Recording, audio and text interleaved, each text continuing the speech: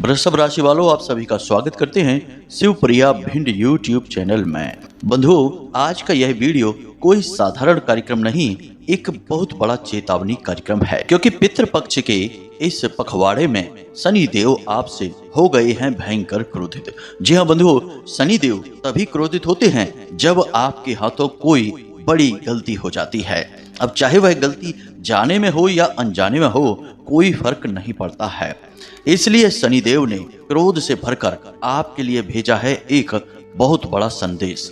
इस संदेश को आपको सुनना बेहद आवश्यक है। इसे बिल्कुल भी अनदेखी मत करना, वरना एक तरफ तो आपको पितरों का आशीर्वाद लगेगा और दूसरी तरफ शनिदेव का भी प्रकोप आपको सहना पड़ेगा, और जिसका नतीजा यह होगा कि जीवन में भयंकर विनाशकारी घटनाओं का एक सिलसिला सा शुरू हो जाएगा। दुर्घटना, बहुत बड़ा घाटा, बीमारी, ग्रह क्लेश, कोर्ट कचहरी के चक्कर और न जाने क्या क्या परेशानियां आएंगी, हम आपको बता भी नहीं सकते हैं। इसलिए आपसे बस एक ही निवेदन है कि इस कार्यक्रम को अंत तक अवश्य देखना, और शनिदेव ने आपके लिए क्या संदेश भेजा है इसे निश्चित तौर पर जान लेना, और कैसे शनिदेव के क्रोध को शांत करना है, कौन सा वह महाशक्तिशाली उपाय करना है, सब कुछ आपको हम विस्तार से बताने जा रहे हैं। बस ठंडे दिमाग से इस कार्यक्रम को अंत तक देखना।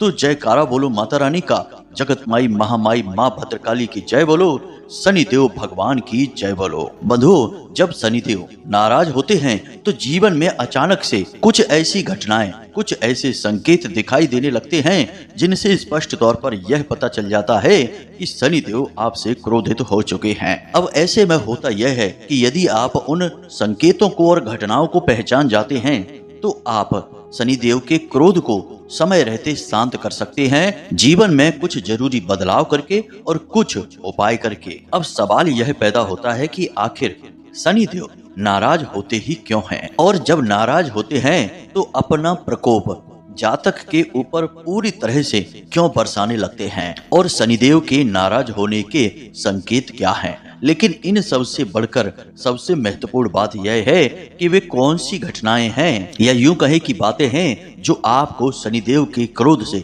हमेशा के लिए बचा सकती हैं। जी हाँ बंधु, याद रखना कि शनिदेव कर्म के देवता हैं, न्याय के देवता हैं। तो इसका मतलब यह हुआ कि शनिदेव की हर एक इंसान के ऊपर नजर हर वक्त बनी रहती है, और हर इंसान के किए जाने वाले कर्मों का पूरा हिसाब किताब शनिदेव के पास रहता है। और एक महत्वपूर्ण बात कि शनिदेव एक ऐसे देवता हैं जिनसे कई अन्य ग्रह मित्रता रखते हैं, और ये कोई साधारण ग्रह नहीं है। ये ऐसे ग्रह हैं जो रातों रात किसी का जीवन नर्क बना सकते हैं और रातों रात ही किसी का भी जीवन स्वर्ग बना सकते हैं। जैसे कि राहु, केतु, शुक्र, ये ग्रह बहुत ही खतरनाक होते हैं, और ये ग्रह कुछ इस प्रकार से अपना प्रभाव देते हैं जो शनि के समर्थन में रहता है। यदि शनि देव नकारात्मक हैं, क्रोधित हैं, आपके ऊपर अपना प्रकोप बरसा रहे हैं, तो अन्य ग्रहों के जो शनिदेव के सहायक हैं उनके भी नकारात्मक प्रभाव आपके ऊपर तुरंत दिखाई देने शुरू हो जाते हैं। और इसी वजह से आपने देखा होगा कि धन, वैभव, सुख के कारक ग्रह शुक्र तुरंत जातक के जीवन में दुख देना शुरू कर देते हैं। जिसके ऊपर शनि की पीड़ा होती है उसके जीवन से सबसे पहले धन, वैभव, सुख, समृद्धि और मानसिक शांति गायब होने लगती है।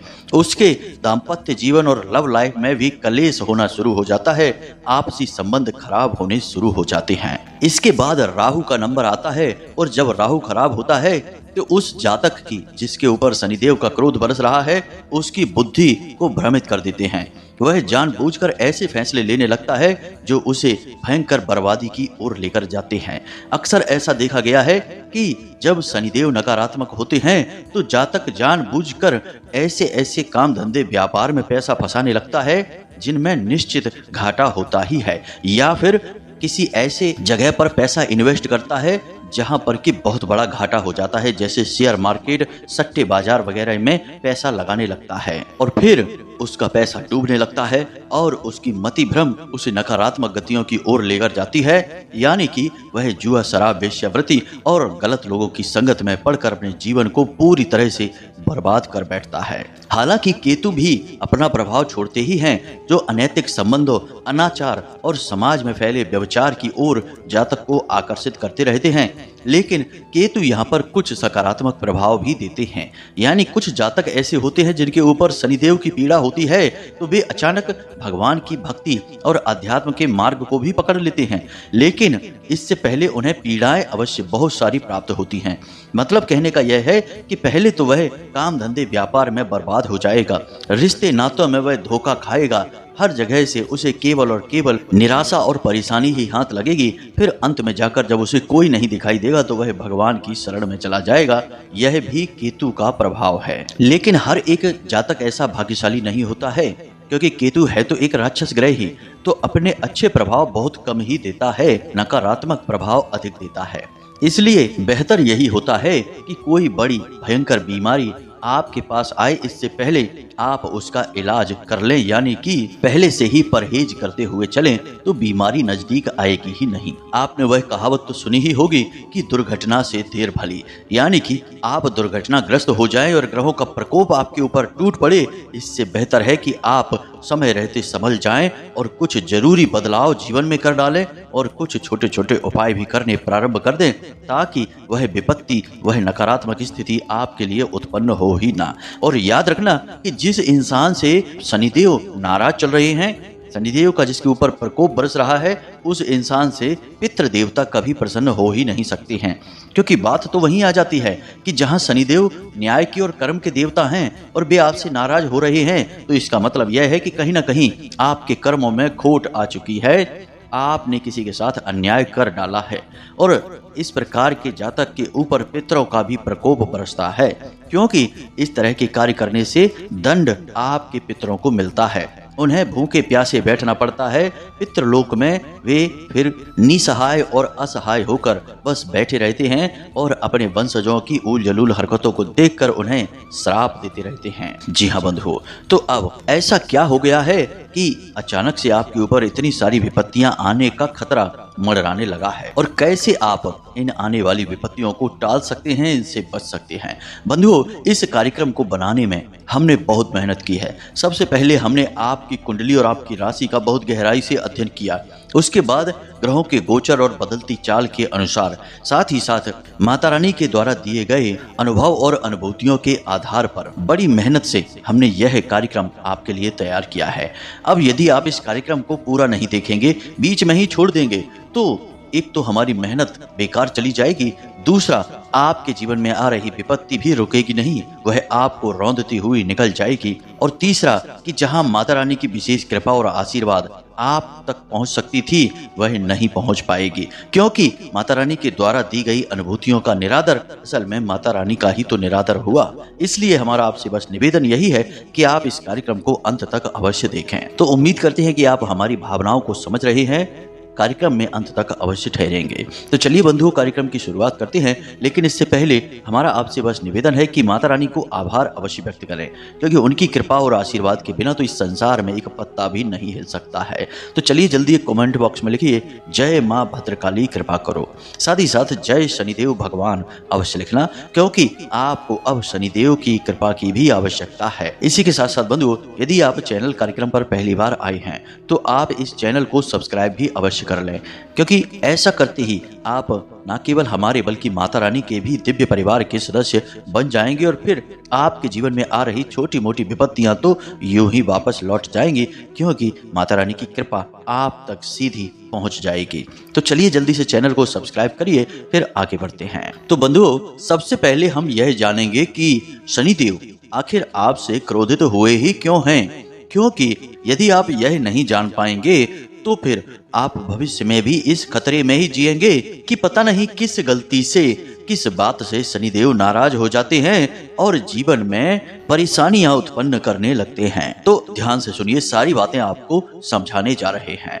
पिछले 5 से 7 दिनों में आपके हाथों से ये 3 काम निश्चित तौर पर हुए ही होंगे। जरा विचार करके देखना, अपने जीवन के बारे में आत्म मंथन करके देखना। हम आपको इन 3 कार्यों के अलावा भी कुछ और कार्यों के बारे में बताएंगे, जिनमें से आप खुद मिलाकर देखना कि आपसे कौन सी गलती हुई है। फिर हम ग्रहों की चाल के विषय में भी आपको बताएंगे कि क्यों ऐसा हो रहा है कि शनि आपको पीड़ा पहुंचा रहे हैं। अगले 5 से 7 दिनों में आपके जीवन में खतरा बहुत अधिक मंडरा रहा है। तो अब ध्यान से सुनिए सारी बातें और इनका मिलान अपने जीवन में करते चलिए। सबसे पहला, आपके हाथों आपके या फिर किसी भी बड़ी उम्र के इंसान का अपमान हुआ है। जी हाँ बंधु, गलती चाहे किसी की भी रही हो, चाहे आपकी या फिर उनकी, लेकिन आपके मुख से कुछ तो ऐसा निकला है जिससे कि आपके बड़े बुजुर्गों का दिल दुखा है, उन्हें तकलीफ पहुंची है। याद रखना कि शनि देव इस गलती को कभी क्षमा नहीं करते हैं। जब कोई इंसान अपने से बड़ी उम्र के इंसान का अपमान करता है तो असल में वह 2 देवताओं से सीधी दुश्मनी मोल ले लेता है, अपने लिए परेशानी खड़ी करने लगता है। पहले हैं शनि देव और दूसरे हैं पितृ देवता। घर के बड़े बुजुर्ग, चाहे वे आपके घर के हों या किसी और के घर के हों, यानी आपके आस पड़ोस के कोई व्यक्ति सज्जन हैं, वे चाहे किसी और के घर के हों लेकिन हैं तो बड़ी उम्र के ही, उनका दर्जा बड़ा है। उनके दर्जे के अनुसार यदि आपने उन्हें सम्मान न दिया, उल्टा उनका अपमान कर बैठे, तो निश्चित तौर पर इन दोनों देवताओं का क्रोध तो आपके ऊपर बरसेगा ही। तो जरा विचार करके देखना। अब यहाँ पर आपको यह लग सकता है कि इसमें आपकी क्या गलती थी, उन्होंने ही तो आपको उकसाया था, उन्होंने ही कुछ ऐसी बातें बोली थी जिससे कि आपके मन में क्रोध उत्पन्न हुआ और आप आवेश में आकर ऐसी बातें बोल गए जिससे कि शायद उन्हें बुरा लग गया होगा। लेकिन बंधुओं, एक बात याद रखना कि देवी देवता समय समय पर परीक्षाएं लेते रहते हैं। तो जब कोई जानबूझकर आपसे उलझता है और वह किसी देवी देवता या ग्रह विशेष का सूचक होता है, तो समझ जाइए कि वह आपकी परीक्षा है। किस बात की परीक्षा? आपके धैर्य की परीक्षा, आपके आत्मबल की परीक्षा, आपकी चेतना के उत्थान की परीक्षा। तो ऐसे में आपको धीरज के साथ काम लेना है। इसीलिए तो बाबा तुलसीदास जी ने रामायण में यह लिख दिया कि धीरज धर्म मित्र और नारी, आपत्काल परखिए चारी। तो अब जब कोई आपके ऊपर बातों से हमला कर रहा है, आपको उकसाने की कोशिश कर रहा है, तो आपको ऐसे में आपत्तिकाल समझकर अपने धैर्य को संभाल लेना है। धैर्य के घोड़े की लगाम को खींच कर रखना है और बिल्कुल शांति से काम लेना है। जब परिस्थिति बदल जाएगी तो आप देखेंगे कि आपके जीवन में गजब के चमत्कारी और सकारात्मक परिणाम प्राप्त होंगे। आप ना माने तो हमारी एक बात को बस जीवन में एक बार प्रैक्टिकल करके देखना। जब आपके घर का कोई बड़ा बुजुर्ग या फिर कोई भी उम्र ज्यादा वाला इंसान आपको कटु वचन कह रहा हो, आपका अपमान कर रहा हो, उस समय आप बस शांत रहना, कुछ कहना मत, चुपचाप शांति से उसकी बातों को सुन लेना और भले ही वहां से फिर चले जाना। यदि आप यह कर पाते हैं तो अगले ही दिन से आप कुछ ऐसा महसूस करेंगे कि आपका कोई एक काम था जो कि रुका पड़ा था, वह अचानक से हो जाएगा। कोई एक ऐसी बात थी जो आपको परेशान कर रही थी, उस बात का समाधान निकल आएगा। यानी कि आपकी कोई ना कोई एक बड़ी उलझन जो आपको लंबे समय से परेशान करती चली आ रही थी, उस उलझन का आपको समाधान प्राप्त हो जाएगा। और ऐसा क्यों होगा? ऐसा होगा शनि देव और पितृ देवताओं की कृपा से। याद रखना कि शनि देव 24 घंटे हर एक इंसान के कर्मों का हिसाब रख रहे हैं और पितृ देवता तो यही देखते रहते हैं कि आप नैतिक तौर पर कैसा व्यवहार कर रहे हैं। और जब आपका व्यवहार सकारात्मक रहेगा तो ये दोनों देवताओं में इतनी अधिक शक्ति है कि ये आपको दुनिया में सबसे अधिक ऊर्जावान बना सकते हैं, तरक्की दिलवा सकते हैं और जो आप चाहते हैं वह सब कुछ दिलवाने की क्षमता है। तो इस चीज का आप एक बार प्रैक्टिकल करके हमारे कहने से अवश्य देखना, पलट कर जवाब मत देखना और फिर देखना उसका नतीजा क्या होता है। अब बात करते हैं दूसरे कार्य की। तो बंधु, आपने किसी से पैसा ले रखा है या हिसाब किताब की वजह से आपके ऊपर किसी का पैसा निकल रहा है, कुछ भी ऐसी बात है जो पैसे से जुड़ी हुई है, लेकिन आप उस बात को पूरा नहीं कर पा रहे हैं। अब चाहे परिस्थितियां कैसी भी हों, लेकिन आप यदि उसे पैसे की तरफ से निराश कर रहे हैं, यानी आपके घर आपके दरवाजे से कोई पैसे की तरफ से निराश होकर गया है। अब पैसे की तरफ से निराश होने से हमारा मतलब केवल यही नहीं है कि कोई कर्जा लेने वाला आया और आपने उसे पैसा नहीं दिया। हो सकता है कि कोई उधार मांगने आया हो और आपने ना दे पाया हो, या कोई भिखारी आया हो और आपने उसे कुछ दान में न दे पाया हो, या फिर सिर्फ इतना ही हो कि किसी ने आपसे थोड़ी बहुत पैसों की मदद मांगी हो और आपने उसे ध्यान ही नहीं दिया और उसे इनकार कर दिया। कहने का मतलब यह है कि आपके दरवाजे से निश्चित तौर पर कोई ना कोई पैसे को लेकर निराश होकर गया है। अब यहाँ पर आप यह सोच सकते हैं कि हाँ भैया, कर्जा लेने वाला आया था लेकिन हमारे पास पैसे हैं ही नहीं तो हम उसे कैसे देंगे। या फिर आप ऐसा भी सोच सकते हैं कि भाई, कोई उधार मांग तो रहा था लेकिन मेरी व्यवस्थाएं नहीं थी तो मैं उसे उधार कैसे देता। बंधु, अच्छी बात है, यह बात सही भी है कि जब आपके पास व्यवस्थाएं हैं ही नहीं तो आप कैसे देंगे। और देवी देवताओं को भी ये बात पता है, तो ऐसा नहीं है कि वे बस आपको हमेशा देख ही रहे हैं, आपकी सुन नहीं रहे हैं, उन्हें भी सब पता है। लेकिन आपने यहाँ पर गलती यह की है कि जो आपके दरवाजे से निराश होकर गया है, आपने उसके लिए मन में किसी प्रकार का पछतावा भी नहीं दिखाया। उल्टा तो आपने या आपके घर के कुछ लोगों ने उसे भला बुरा ही कह दिया है। जी हाँ बंधु, यहाँ गलती हो जाती है। यदि हमसे कोई गलती होती है और हमारे मन में उसके लिए पश्चाताप का भाव होता है तो निश्चित तौर पर हमारी वह गलती क्षमा करने योग्य होती है। देवी देवता हमें उस गलती का दंड नहीं देते हैं। लेकिन यदि हमारे भाव ही नकारात्मक हैं तो हम निश्चित तौर पर दंड के पात्र हैं, सजा मिलती ही मिलती है। जरा अपना अवलोकन करके देखिए, मंथन करके देखिए, ये घटनाएं आपके जीवन में हुई हैं कि नहीं। जी हाँ बंधु, अब बात करते हैं तीसरे कार्य की। तो बंधु, जहां तक हमारे आभास कह रहे हैं कि पिछले 4 से 5 दिनों में आपके हाथों से कोई ना कोई अनैतिक कार्य हुआ है। अब अनैतिक कार्य कैसा होता है, जरा ध्यान से समझिए। जैसे कि किसी का शोषण करना, किसी को हानि पहुंचाना, या फिर व्यसन करना, जैसे कि जुआ, शराब, वेश्यावृत्ति या पर स्त्री गमन जैसे कार्य, जिन्हें हम व्यभिचार या फिर अनैतिक कार्य कहते हैं। कुछ न कुछ तो आपके हाथों ऐसा हुआ है, या फिर ऐसा हुआ होगा कि आपके साथ कुछ लोग रहे होंगे जिन्होंने कुछ गलत किया, जैसे जुआ खेला या शराब पी।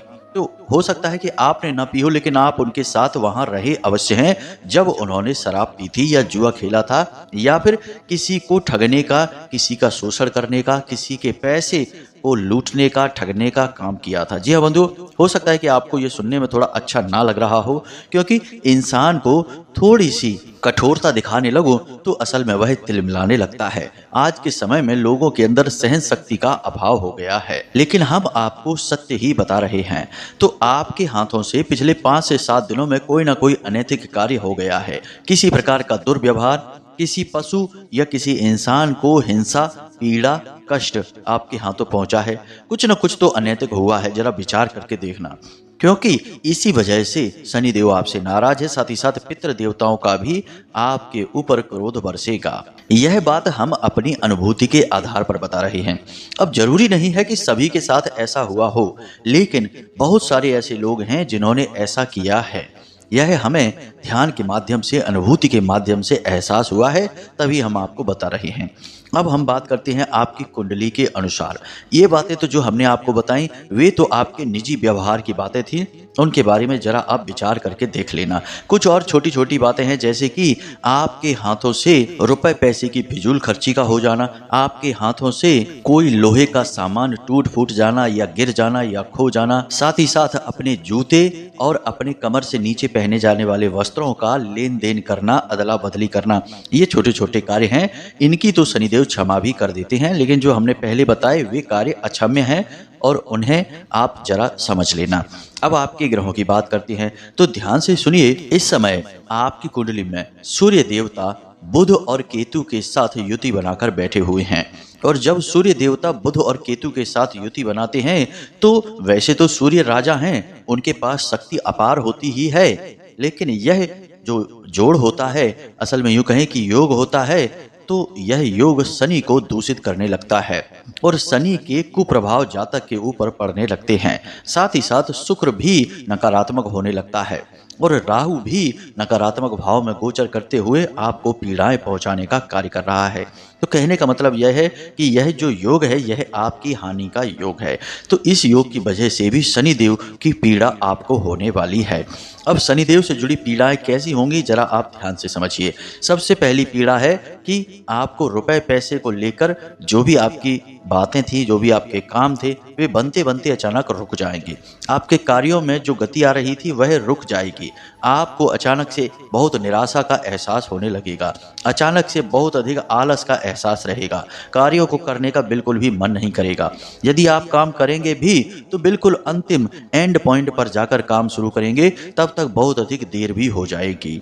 साथ ही साथ आप जिस भी कार्य को कर रहे होंगे उस कार्य में आपका मन नहीं लगेगा। आपको लगेगा कि यह कार्य में अब दम नहीं है, यह बिल्कुल बेकार काम हो चुका है, अब इसे बदल देते हैं।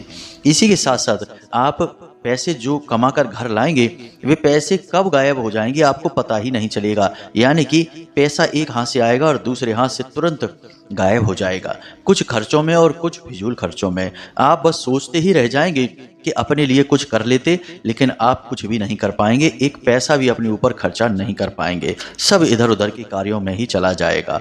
मानसिक चिंताएं आपको बहुत होंगी। रात को सोने में आपको तकलीफ होगी। समय से नींद नहीं आएगी, और नींद आएगी भी तो बेचैनी बहुत अधिक रहेगी। और इन सब से कहीं बढ़कर पति पत्नी के बीच आपसी तनाव बढ़ जाएगा। घर परिवार में क्लेश का माहौल भी होने लगेगा, और इसका कारण होगा राहु, क्योंकि आप मानसिक तौर पर विचलित रहेंगे और आपके मुख से ऐसे कटु शब्द निकलेंगे जो दूसरों को पीड़ाएं पहुंचाएंगे, जिसकी वजह से आप परेशान तो खुद रहेंगे और दूसरे आपसे परेशान हो जाएंगे और फिर आपको ही परेशान करेंगे, क्योंकि बदले में वे भी ऐसी बातें बोलेंगे जो आपको और अधिक परेशान करने लगेगी। आपका स्वभाव चिड़चिड़ा हो जाएगा। शरीर में ऊर्जा की कमी रहेगी और कोई ना कोई रोग, छोटा मोटा ही सही लेकिन लगा रहेगा। जैसे हल्का बुखार रहेगा, शरीर में दर्द होता रहेगा, पेट में तकलीफ बहुत अधिक रहेगी, कमर में भी दर्द और पीठ में भी दर्द बहुत रहेगा। समय समय पर होगा और फिर अपने आप ठीक भी हो जाएगा। ये सारी पीड़ाएं शनि की पीड़ाएं हैं।